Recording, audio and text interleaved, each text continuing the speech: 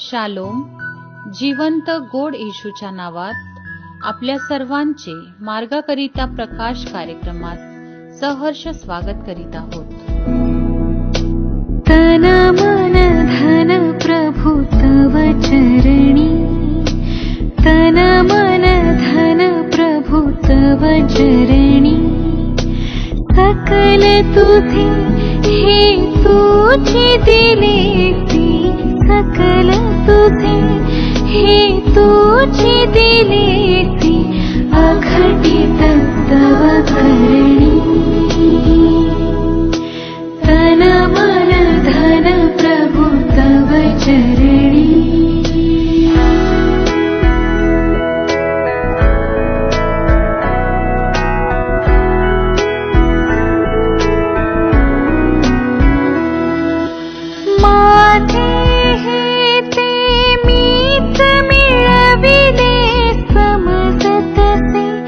अभिमाने पूर्वी समजतसे, अभिमाने पूर्वी आता खेद मनी. तन मन धन प्रभु तव चरणी.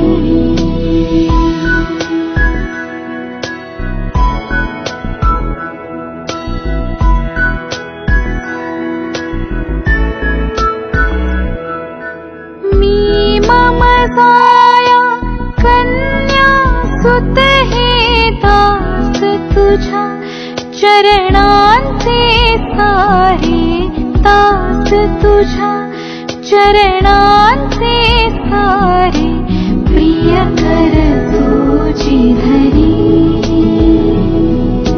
तन मन धन प्रभु तव चरणी.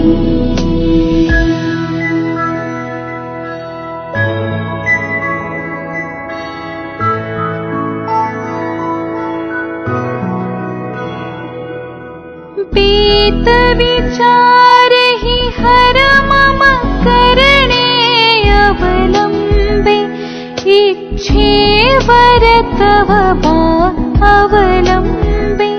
आजच्या मननाकरिता देवाचे वचन, योहान याचा 4 अध्याय वचने 34 ते 36. योहान याचा 4 अध्याय वचने 34 ते 36. येशू त्यांना म्हणाला, ज्याने मला पाठवले त्याच्या इच्छेप्रमाणे करावे व त्याचे कार्य सिद्धीस न्यावे, हेच माझे अन्न आहे. अजून 4 महिन्यांचा अवकाश आहे, मग कापणी येईल, असे तुम्ही म्हणता की नाही? पहा, मी तुम्हाला म्हणतो, आपली नजर वर करून शेते पहा, ती कापणीसाठी पांढरी होऊन चुकली आहेत. कापणारा मजुरी मिळवतो व सार्वकालिक जीवनासाठी पीक एकत्र करतो, ह्यासाठी की पेरणाऱ्याने व कापणी करणाऱ्यानेही एकत्र आनंद करावा. देवबाप वाचलेले वचन आपल्यासाठी आशीर्वादित करो. विश्ववाणीच्या आमच्या सर्व श्रोत्यांना प्रभू ख्रिस्तामध्ये सप्रेम सलाम. प्रियांनो, जी वचने आपणासमोर वाचण्यात आलेली आहे, योहान सुवर्तमान याचा 4 अध्याय आणि 34 ते 36 वचन, यामध्ये 2 प्रकारच्या आम्ही गोष्टी पाहतो. प्रथम जी आहे की प्रभू ख्रिस्त शमरूनी स्त्रीबद्दल तो आम्हाला सांगत आहे, तिच्या संगती तो बोलत आहे आणि त्या बोलण्यामध्ये तो तिला म्हणत आहे की सार्वकालिक जीवनाबद्दल ज्या गोष्टी तिला तो सांगत आहे. त्यानंतर आम्ही पाहतो की प्रभू येशू ख्रिस्त आपल्या शिष्यांच्या समवेत बोलत आहे आणि त्यावेळेस शिष्य आणि प्रभू येशू ख्रिस्त यांच्यामध्ये झाले जे संभाषण आहे ते येथे आम्हाला इथे दिसून येतं. किती सुंदर गोष्ट ही आहे की प्रभू येशू ख्रिस्ताने आमच्याबरोबर ती बोलावं. प्रभू येशू ख्रिस्तांनी आमच्या समवेत सर्व गोष्टीचा, स्वर्गीय राज्याचा उलगडा करून त्यांनी द्यावा. आणि याही वचनामध्ये आम्ही पाहतो की स्वर्गाच्या राज्याच्या बद्दल तो आमच्या समवेत या ठिकाणी आज बोलू इच्छित आहे.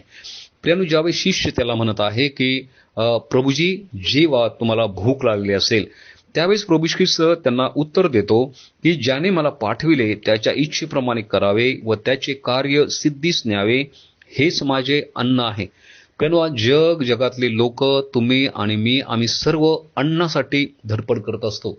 आमच्या शरीराला रोजच्या जीवनासाठी अन्न हे अत्यंत गरजेचं असतं. परंतु प्रभू येशू ख्रिस्त यामध्ये स्वर्गीय राज्याच्या अन्नाबद्दल या ठिकाणी आमच्या समोर त्या ठिकाणी तो बोलत आहे. तो म्हणतो की त्याच्या इच्छेप्रमाणे कार्य करण्यासाठी आणि ते कार्य सिद्धीस न्यावे यासाठी मला पाठवलेलं आहे. ते काम मला अगोदर केलं पाहिजे आणि तेच माझं खरं अन्न आहे. त्यापुढे तो सांगत आहे की स्वर्गीय राज्याबद्दल, की ज्यावेळेस तुम्ही आकाशाकडे पाहता आणि त्यावेळेस तुम्ही म्हणता की आता कापणी करणं अत्यंत गरजेचं आहे, अजून 4 महिन्याचा अवकाश आहे, त्यावेळेस कापणी आम्हाला करायची आहे. आणि मग तुम्ही शेतांकडे नजर कडून पाहतात की शेतं जे आहे ते आता तयार झालेले आहे आणि ते कापून त्याला कोठारामध्ये ठेवणं अत्यंत गरजेचं आहे. परंतु प्रभू ख्रिस्त या ठिकाणी सांगतो की मी तुम्हाला सांगतो की तुम्ही पिकांकडे पहा, कारण की पिकं जे आहे ते तयार झालेले आहे आणि म्हणून कापणारा मजुरी मिळवतो व सार्वकालिक जीवनासाठी पीक एकपट करतो, यासाठी की पेरणाऱ्याने व कापणाऱ्याने एकत्र आनंद करावे. एक पेरतो व एक कापतो अशी जी म्हण आहे ती या बाबतीत खरी आहे. आणि म्हणून प्रियानो, प्रभू श्री ख्रिस्त आज आम्हाला हे ओझं देत आहे की आम्ही जाऊन ती सेवा जी आहे, ते कार्य जे आहे ते आमच्या हातामध्ये घ्यावं, ती कापणी आम्ही करावी. आम्ही फक्त आमच्या जीवासाठीच प्रयत्न करू नये, आमच्या शरीरासाठीच आम्ही प्रयत्न करू नये, परंतु आम्ही देवाच्या कार्यासाठी, ते फलदायी जीवन जगण्यासाठी तयार राहावं. प्रभू म्हणतो की शेत पिकलेलं आहे, देवाचे लोक ऑलरेडी तेथे तयार आहेत. आम्हाला त्या ठिकाणी जाऊन त्यांना सुवार्ता सांगून त्यांना प्रभूमध्ये आणणं अत्यंत आवश्यक आहे. किती आनंदमय गोष्ट आहे की आम्ही एखाद्याला सुवार्ता सांगावी आणि त्यांनी प्रभू ख्रिस्ताला ओळखावं आणि त्यांनी त्या राज्यामध्ये यावं. हेच खरं आमचं अन्न आहे आणि यासाठीच आम्ही रोज धडपड करणं अत्यंत आवश्यक आहे. प्रभू करो आणि आम्हा प्रत्येकांना ते आध्यात्मिक अन्न मिळण्यासाठी प्रभू आमचं सहाय्य करो. प्रार्थना करूया.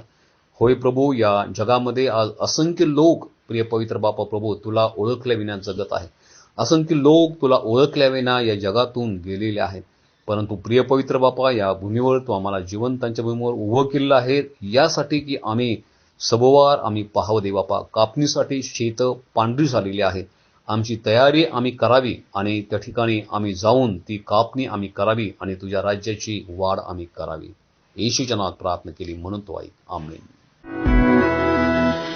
वाट खरे पण जीवन मम तू शरणागत मी, पतित तुला गा शरणागत मी, पतित तुला गा.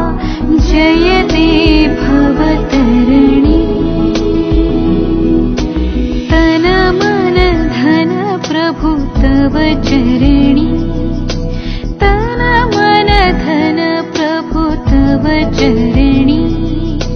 सकल तुझे हे तुझे दिलेसी, सकल तुझे हे तुझे दिलेसी, अखंडित तव करणी.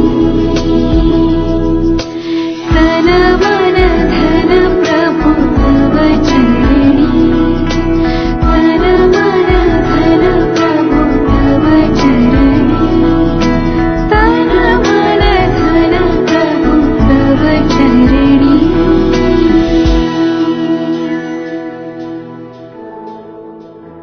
माझ्या दुःखात माझे सांत्वन हे आहे की तुझे वचन मला नवजीवन देते. आमचा टोल फ्री नंबर 1800-2700-333. आम्ही आपणासाठी या नंबरवर प्रार्थना करण्यास उपलब्ध आहोत. धन्यवाद.